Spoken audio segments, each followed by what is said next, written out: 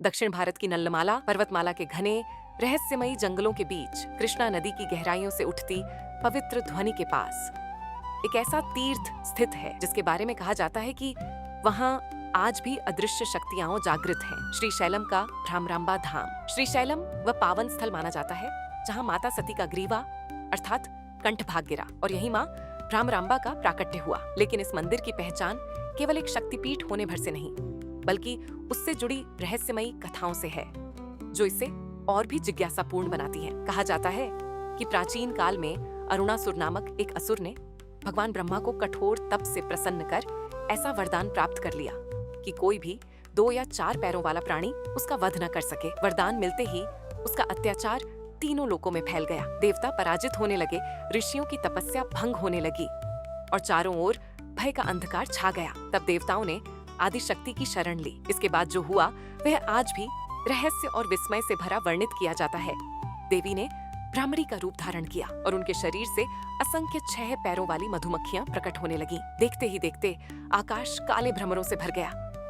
उनके पंखों की गूंज से दिशाएं कांप उठीं और उन्हीं भयंकर भ्रमरों ने अरुणासुर पर ऐसा आक्रमण किया कि उसका अंत निश्चित हो गया। उसी दिव्य लीला के कारण देवी भ्रामरांबा अर्थात भ्रमरों की अधिष्ठात्री शक्ति के नाम से पूजित हुई और उन्होंने श्रीशैलम को अपना निवास बनाया।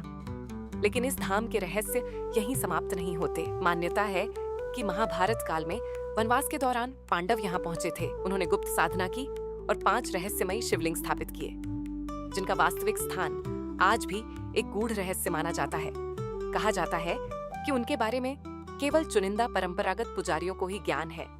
इतना ही नहीं, 16वीं सदी से जुड़ी लोक कथाएं एक और अद्भुत विश्वास का वर्णन करती हैं। नाग अंपला नामक एक दिव्य सर्प आज भी मंदिर की परिक्रमा करने वाले भक्तों की अदृश्य रूप में रक्षा करता है। कई श्रद्धालु दावा करते हैं कि उन्होंने परिक्रमा पथ पर एक दिव्य उपस्थिति का अनुभव किया है। श्रीशैलम का महत्व इसलिए और बढ़ जाता है क्योंकि यहाँ देवी भ्रामरांबा के साथ भगवान शिव मल्लिकार्जुन ज्योतिर्लिंग रूप में विराजते हैं। शक्ति और शिव का ऐसा संगम जिसे साधक जीवित ऊर्जा का केंद्र मानते हैं।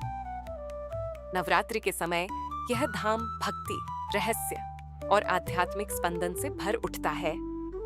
मानो आज भी भ्रमरों की वह गूंज उस प्राचीन दिव्य कथा की साक्षी हो। हमसे जुड़े रहने के लिए लाइक और सब्सक्राइब करें। जय माता दी।